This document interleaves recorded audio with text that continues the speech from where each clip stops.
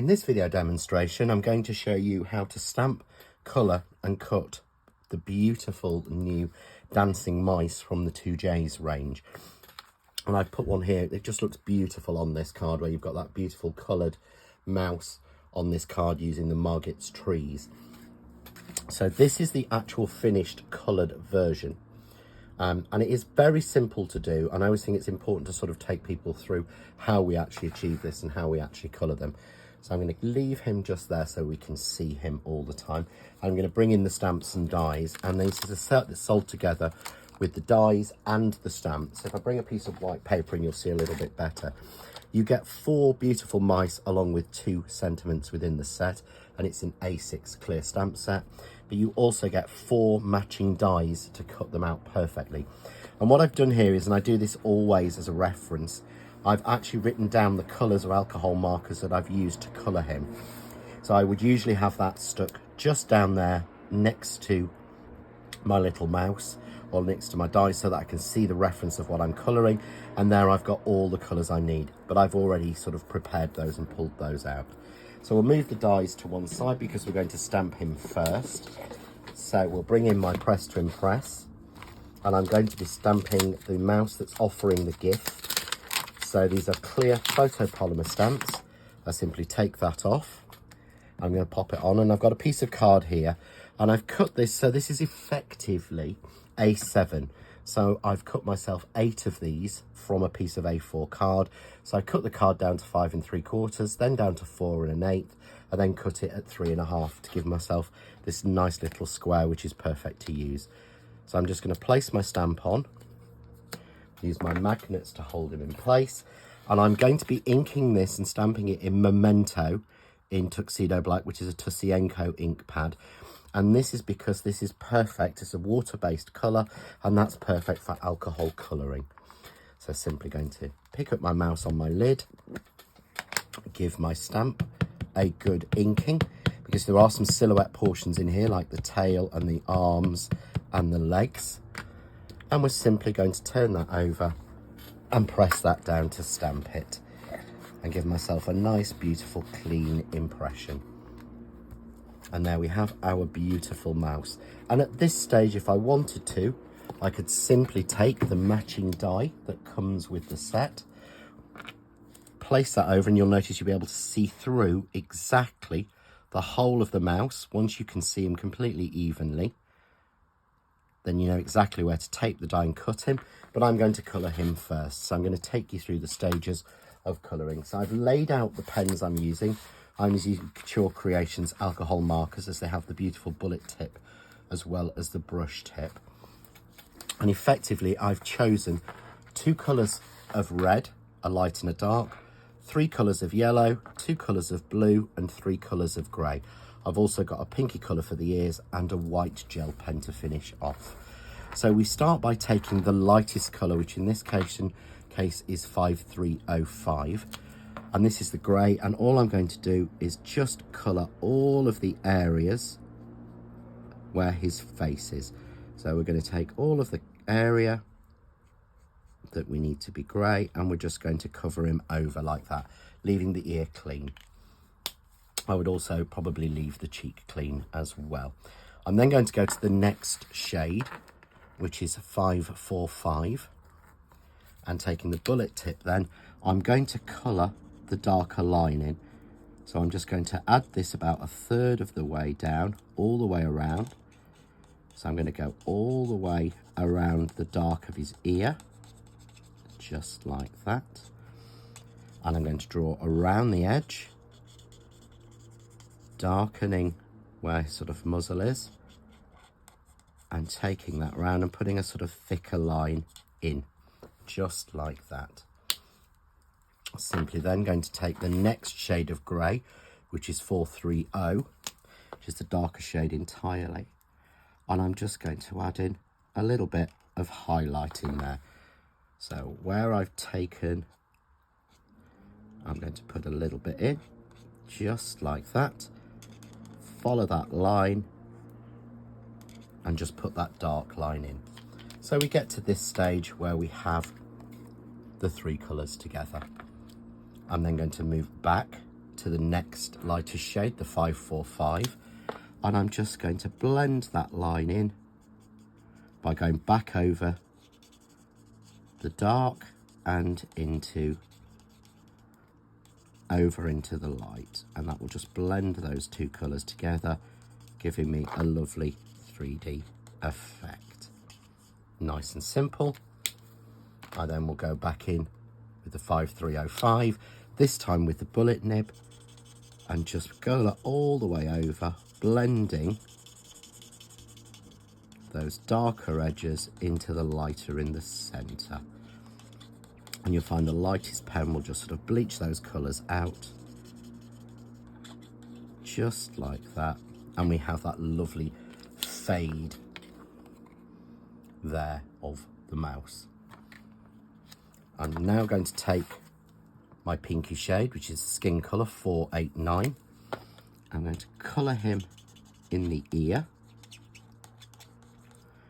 and also put it onto the cheek.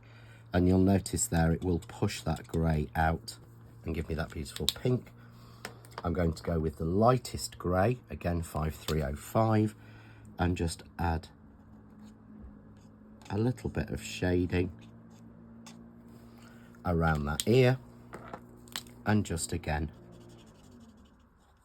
blend that in, so we have a little bit more 3D look. So that's using my grey, and I'll show you, I have stepped a couple of these stages so I can show you here. We've gone there where we've actually done it, and then we've blended it together to give him a nice and smooth look. So now I'm going to do his scarf. So again, starting with the lightest blue, and I'm using 659. I'm just going to colour the whole of the scarf in. Nice and simple. There we go. Get the darker blue, which is 2727. And again, just put the highlights in, so it'll be darker under his chin, darker at the top edge, darker at the top, and darker on those lines. So you can see there where I've got those two colours, and you can see them quite easily. So again, go back in, this time with the 659, the original lighter shade, and just colour over to blend those colours together. So again, you get that lovely 3D look. Nice and simple. So we're now going to do his main body in the yellow, and again I've chosen 3 shades, and I'm going to start with the lightest colour, which is 106 in this occasion, and using the brush I'm just going to completely fill in the body, the sort of dress or tunic, whatever you want to call it. So go around the outside and just colour that in. And it's always worth leaving your reference out if you can. So I've got one here I've already coloured, so you can see what we're looking to try and achieve. So I then go for the next darker shade, which is 134. And this time, again, where the seams are, I'm going to put in a darker line. So I'm using the brush tip just to fill, again, about 1/3 darker. I'll use the fine tip to go along that darker edge. Then we move to our darkest shade, which is 134. And again, with the bullet tip, I'm just going to add this darker shade on. It's not that much darker, but it just darkens that edge. So following round and putting a very fine line in, and then back to our 134. And blend that colour across. And finally, we'll go in with our 106, which is our lightest colour, and we'll just scribble over where that meets and over the whole thing, and you'll see what we'll start to do is blend away that border line, and it just looks as if the yellow is shaded or darker. So making sure I go over all of it so that it's all getting the same sort of level of bleaching, and there we have that beautiful lightening shade. And again, if we want to add a little bit more into this, I'm going to take the 545, which is the grey, and I'm just going to add a little light shade line on that edge. You can see there, while it's still wet, that will blend in itself and just darken that edge a little bit more. So finally, we're moving to the present, and again, I'm using two colours. So I'm starting with a 206, which is a deep red, and I'm using the brush, and again, I'm just going to do the outside line of the present, really simply, and then just fill it all in. And alcohol markers are so much easier for this. I'm then going to go with the darker shade, which is the 187. And this time, again, I'm going to make this left-hand edge darker. Just like that. And we'll take the fine nozzle and darken the edge. So I'm making, again, about a third darker on one side. I'm then going to go in again with my 545, which is my grey, and just add a little bit on that leading edge, and then simply go back in with my deep red. So this is my 206, again with the bullet nib, and I'm going to colour over just to blend those colours together. And you'll see as that starts to dry, we get the lighter shading of the gift and the darker edge. So one more thing to do, I'm going to use the darker shade of the yellow, the 134, and just colour in this bow just solidly, because we're going to highlight that using our pen. So you can see there, we've now given ourselves a basic colouring and 3D'd our little mouse. Again, if you wanted a smoother blend, if you wanted to really intensify it, you could go back in and start the whole process again and put a second layer on top. But for this, I find this perfect. So I'm just going to use a Gelly Roll pen, which is a Sakura pen, and this is a white Gelly Roll. Always check that it's working. And I'm simply going to add a few little dots on the present. Again, just to emphasize that 3D.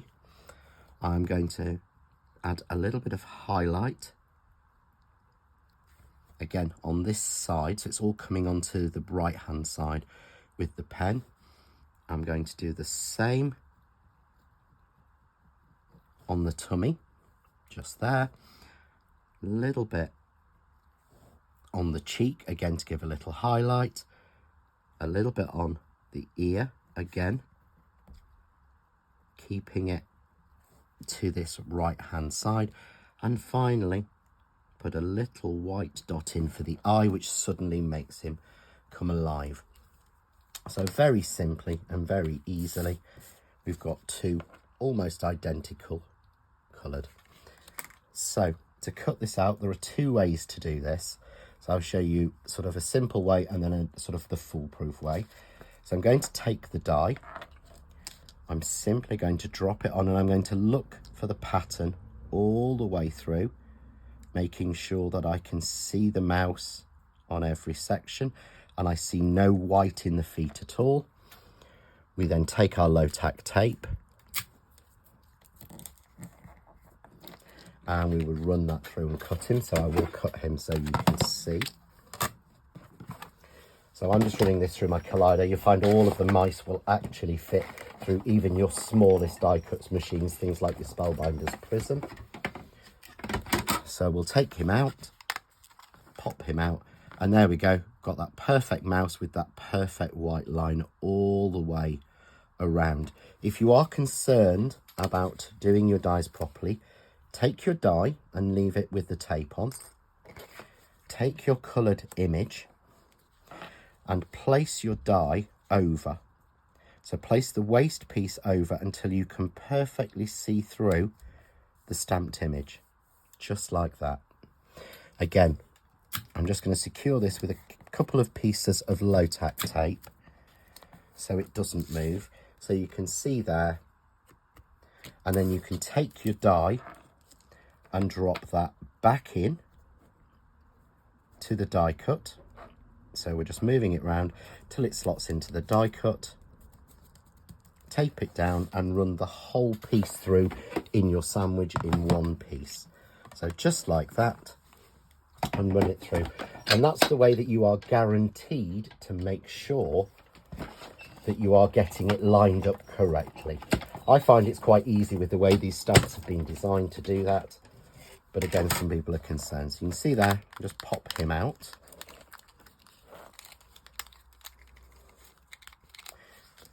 And again, you can see I've got that perfect white line all the way around. So there are my two little happy present offering mice.